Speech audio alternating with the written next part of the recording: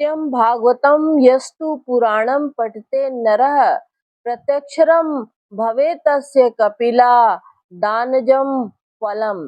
जो मनुष्य प्रतिदिन भागवत पुराण का पाठ करता है उसे एक एक अक्षर के उच्चारण के साथ कपिला दाव गौ दान देने का पुण्य होता है।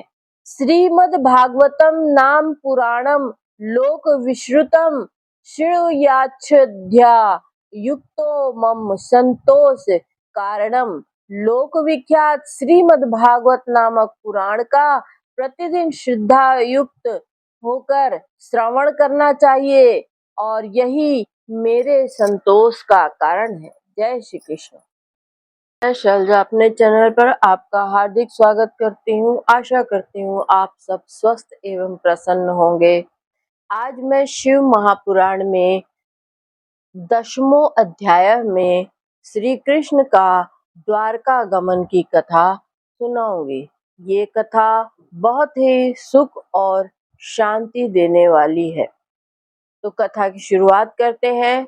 शौनक जी ने पूछा, धार्मिक शिरोमणि महाराज, युधिष्ठिर ने अपनी पैतृक संपत्ति को हड़प जाने के इच्छुक आतताइयों का नाश करके अपने भाइयों के साथ किस प्रकार से राज्य शासन किया और कौन कौन से काम किए, क्योंकि भोगों में तो उनकी प्रवृत्ति थी ही नहीं।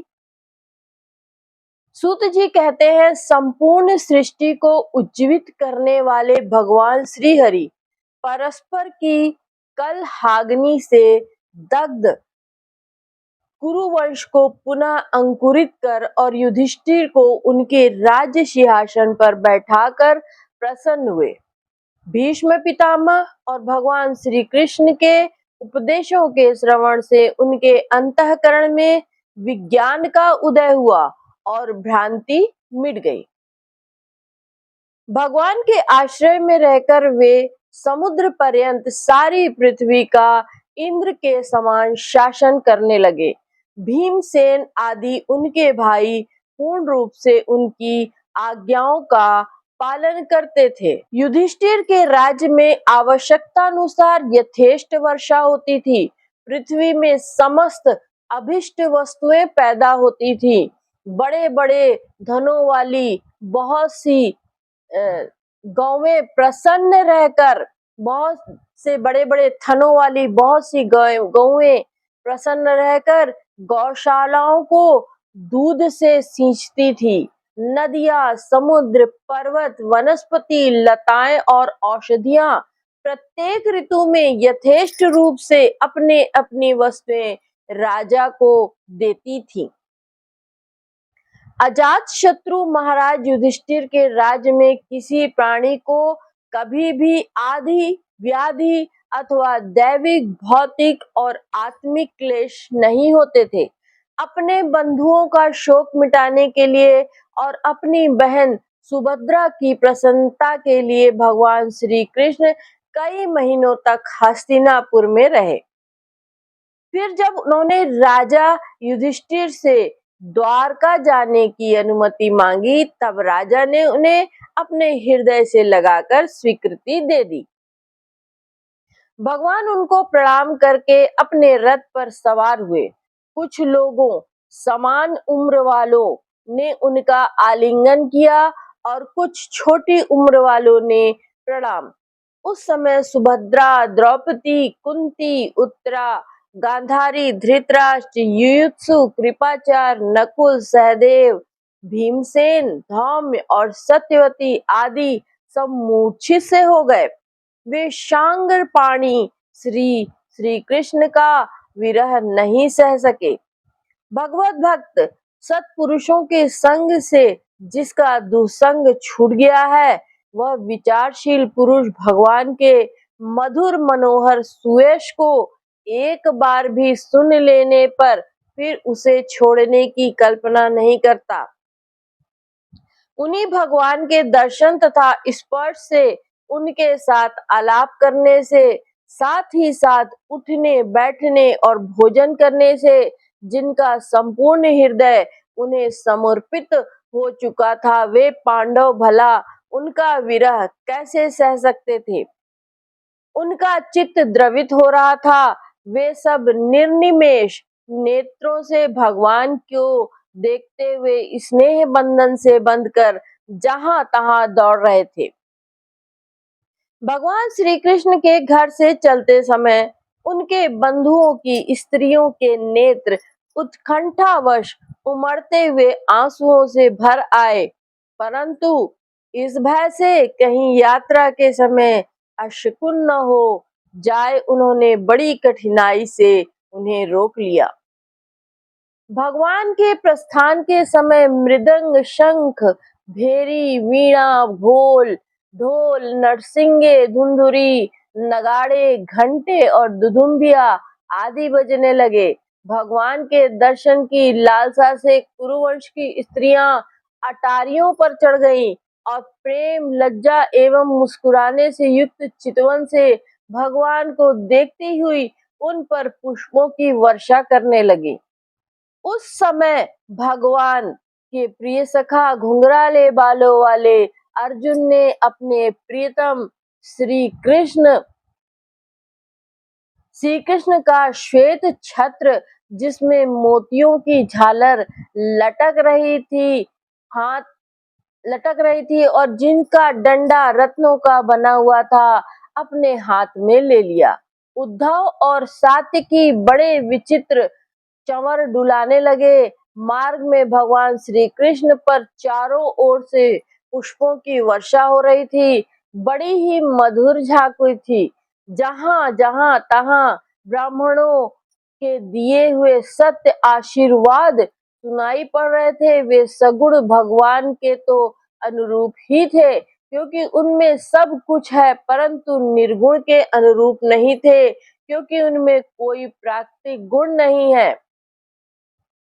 हस्तिनापुर की कुलीन रमणिया, जिनका चित्त भगवान श्री कृष्ण में रम गया था, आपस में ऐसी बातें कर रही थी जो सबके कान और मन को आकृष्ट कर रही थी।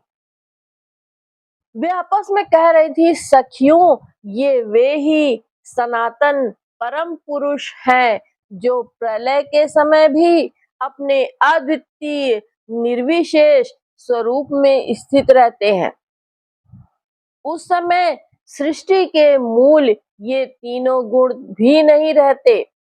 जगदात्मा ईश्वर में जीव भी लीन हो जाते हैं। महत्वादि समस्त शक्तियां अपने कारण अव्यक्त में सो जाती हैं।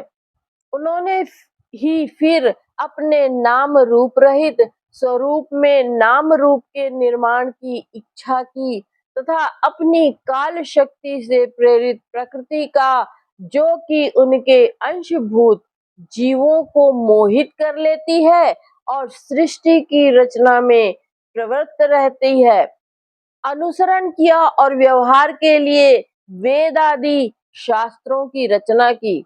इस जगत में जिसके स्वरूप का साक्षात्कार जितेंद्रिय योगी अपने प्राणों को वश में करके भक्ति से प्रफुल्लित निर्मल हृदय में किया करते हैं, वे श्री कृष्ण वही साक्षात पर ब्रह्म है। वास्तव में इन्हीं की भक्ति से अंतःकरण की पूर्ण शुद्धि होती है, योगादि के द्वारा नहीं। सखी, वास्तव में ये वही है जिनका सुंदर लीलाओं का गायन वेदों में और दूसरे गोपनीय शास्त्रों में व्यास आदि रहस्यवादी ऋषियों ने किया है, जो एक अद्वितीय ईश्वर है और अपनी लीला से जगत की सृष्टि, पालन और संहार करते हैं, परंतु उनमें आसक्त नहीं होते।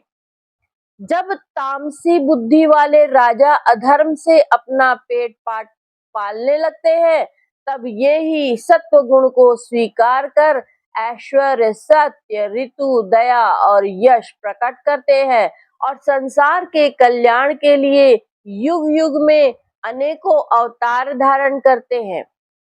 अहो, यह यदुवंश परम प्रशंसनीय है, क्योंकि लक्ष्मीपति पुरुषोत्तम श्री कृष्ण ने जन्म ग्रहण करके इस वंश को सम्मानित किया है। वह पवित्र मधुवन ब्रिज मंडल भी अत्यंत धन्य है, जिसे इन्होंने अपने शैशव एवं किशोरावस्था में घूम फिर कर सुशोभित किया है।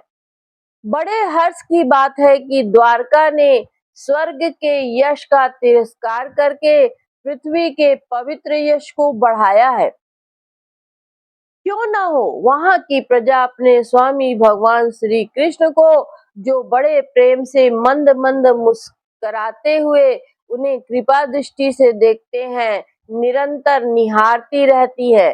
सखी जिनका इन्होंने पाणी ग्रहण किया है, उन स्त्रियों ने अवश्य ही व्रत, स्नान, हवन आदि द्वारा उन परमात्मा की आराधना की होगी, क्योंकि वे बार बार इनकी उस अधर सुधा का पान करती हैं, जिसके स्मरण मात्र से ही ब्रिज बालाएं आनंद से मूर्छित हो जाया करती थी। वे स्वयंवर में शिशुपाल आदि मतवाले राजाओं का मान मर्दन करके जिनको अपने बाहुबल से हर लाए थे, और जिनके पुत्र प्रद्युम्न, सांब, आंब आदि हैं। वे रुक्मणी आदि 8 पटरानियां और भौमकासुर को मारकर लाई हुई जो हजारों अन्य पत्नियां हैं, वे वास्तव में धन्य हैं, क्योंकि इन सभी ने स्वतंत्रता और पवित्रता से रहित स्त्री जीवन को पवित्र और उज्जवल बना दिया है। इनकी महिमा का वर्णन क्या करें। इनके स्वामी साक्षात कमल नयन भगवान श्री कृष्ण है, जो नाना प्रकार की प्रिय चेष्टाओं और परिजाति प्रिय वस्तुओं की भेंट से इनके हृदय में प्रेम और आनंद की अभिवृद्धि करते हुए कभी एक क्षण के लिए भी इन्हें छोड़कर दूसरी जगह नहीं जाते। हस्तिनापुर की स्त्रियां इस प्रकार बातचीत कर रही थीं कि भगवान श्री कृष्ण मंद मुस्कान और प्रेम पूर्ण चितवन से उनका अभिनंदन करते हुए वहां से विदा हो गए। अजातशत्रु युधिष्ठिर ने भगवान श्री कृष्ण की रक्षा के लिए हाथी, घोड़े, रथ और पैदल सेना उनके साथ कर दी। उन्हें स्नेहवश यह शंका हो आई कि कहीं रास्ते में शत्रु इन पर आक्रमण न कर दे। सुदृढ़ प्रेम के कारण कुरुवंशी पांडव भगवान के साथ बहुत दूर तक चले गए। वे लोग उस समय भावी विरह से व्याकुल हो रहे थे। भगवान श्री कृष्ण ने उन्हें बहुत आग्रह करके विदा किया और सात्विकी, उद्धव आदि प्रेमी मित्रों के साथ द्वारका की यात्रा की। शौनक जी ने वे कुरु, जांगल, पांचाल, शूरसेन, यमुना के तटवर्ती प्रदेश, ब्रह्मावर्त, कुरुक्षेत्र, मत्स्य, सारस्वत और धन्व देश को पार करके सौवीर और आभिर देश के पश्चिम आनर्त देश में आए। उस समय अधिक चलने के कारण भगवान के रथ के घोड़े कुछ थक से गए थे। मार्ग में स्थान स्थान पर लोग उपहार आदि के द्वारा भगवान का सम्मान करते। सायंकाल होने पर वे रथ से भूमि पर उतर आते और जलाशय पर जाकर संध्या वंदन करते। यह उनकी नित्य दिनचर्या